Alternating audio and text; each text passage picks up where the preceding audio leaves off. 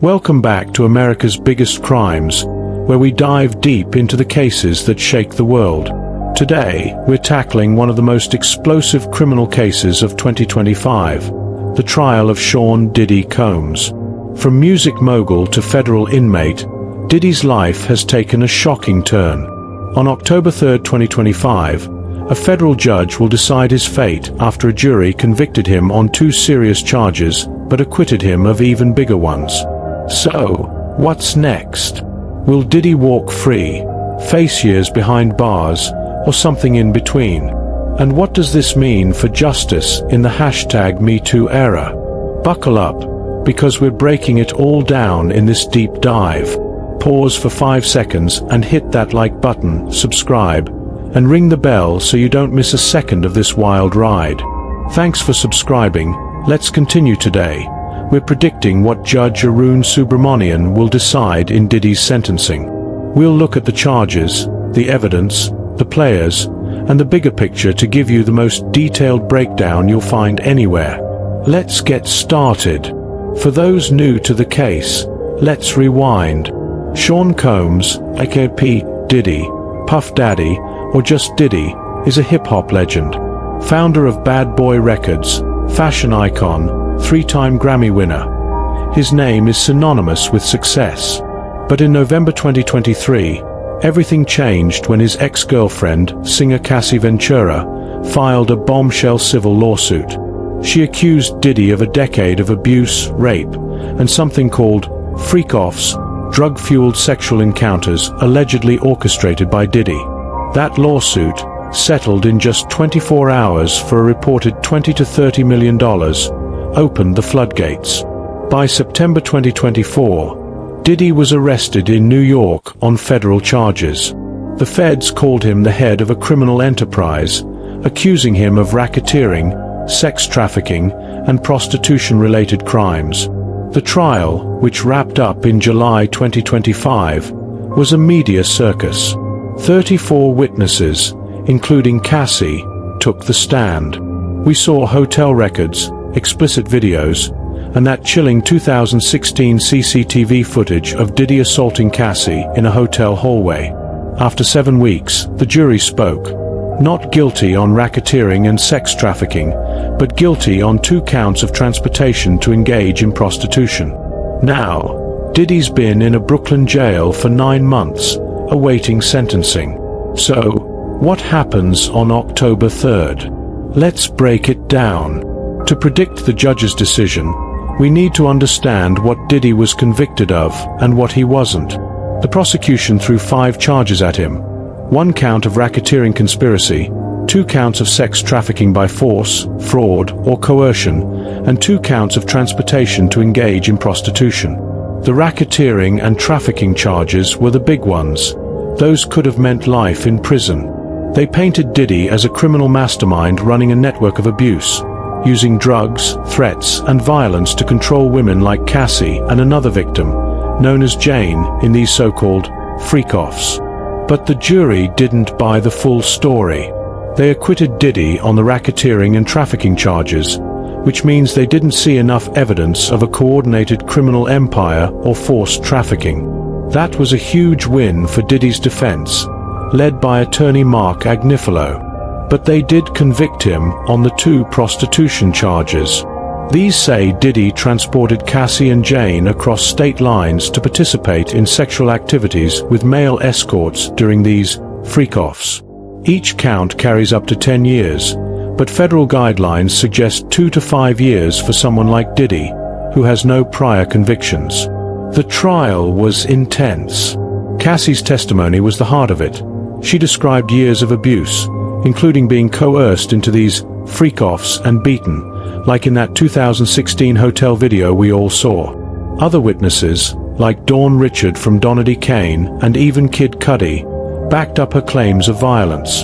The prosecution showed hotel records, videos of these events, and even baby oil and lubricants they claimed were used. The defense? They didn't call a single witness, arguing the relationships were consensual, and the prosecution was hyping up a swingers lifestyle into something criminal. Clearly, the jury leaned their way on the bigger charges, But those prostitution convictions are no small deal. So, what's the judge looking at when he decides Diddy's sentence? First, let's talk federal sentencing guidelines. These are like a playbook judges use to keep sentences consistent. For transportation to engage in prostitution, the base offense level is around 14 to 20, depending on things like whether there was coercion or multiple victims. Diddy's got no prior convictions, so he's in criminal history category I. That puts his guideline range at roughly 24 to 63 months, 2 to just over 5 years. Prosecutors are pushing for 4 to 5 years, while the defense wants closer to the minimum, citing Diddy's clean record and good behavior in jail. Judge Arun Subramanian has a lot to weigh.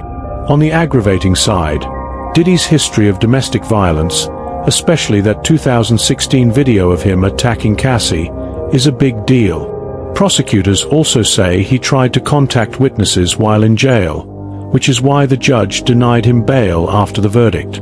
Cassie's lawyer is screaming for a tough sentence, calling Diddy a dangerous guy with a temper. Plus, there are over 60 civil lawsuits out there alleging everything from rape to child abuse. Those don't directly affect this case, but they paint a picture of a pattern. On the mitigating side, Diddy's team is playing up his good side. He's been a model prisoner for 9 months at the Metropolitan Detention Center, taking part in programs and keeping his nose clean. They'll talk about his charity work, his role as a dad, and his empire building with bad boy records. But here's the catch. Diddy hasn't shown public remorse, and he didn't testify, which might hurt him. Judges like to see accountability, and so far, Diddy's defense has been, "I didn't do it." That could tip the scale toward a harsher sentence.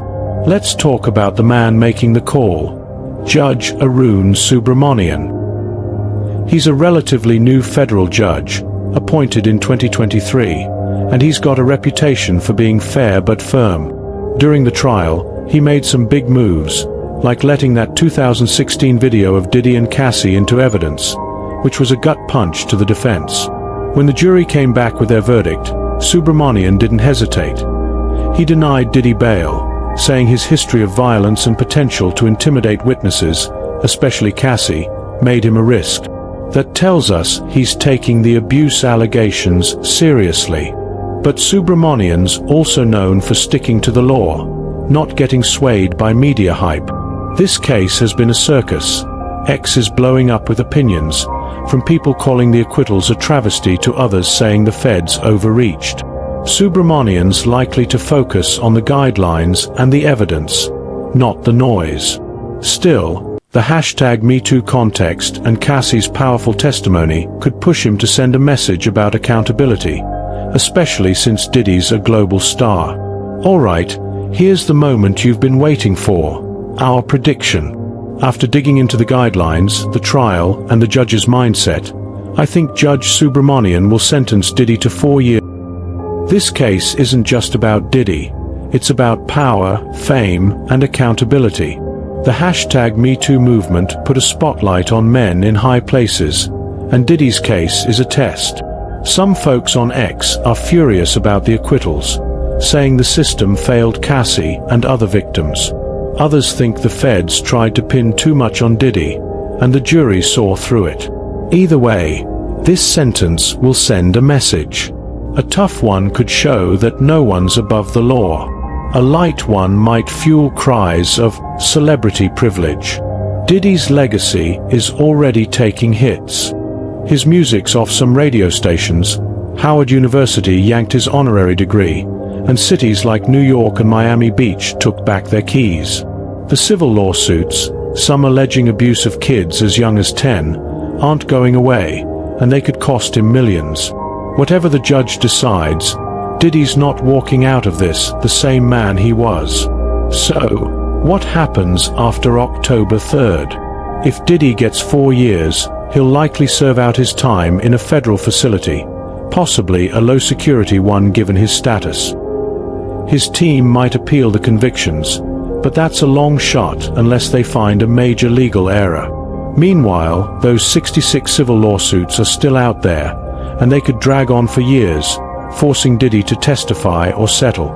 Cassie's already got her payout, but others, like Dawn Richard, are still fighting. By the time Diddy's out, the world might look different. Will he rebuild his empire, or will the stain of this case follow him forever? One thing's for sure, this story's far from over. And there you have it, our deep dive into Diddy's day of reckoning. Will Judge Subramanian throw the book at him, or will Diddy get a lighter sentence? Drop your predictions in the comments below. Do you think 4 years is fair, too harsh, or not enough? If you loved this breakdown, smash that like button, subscribe to, and hit the bell so you never miss our true crime deep dives. Want more on Diddy's civil lawsuits or another case? Let us know. Until next time, keep seeking the truth, and we'll see you in the next video.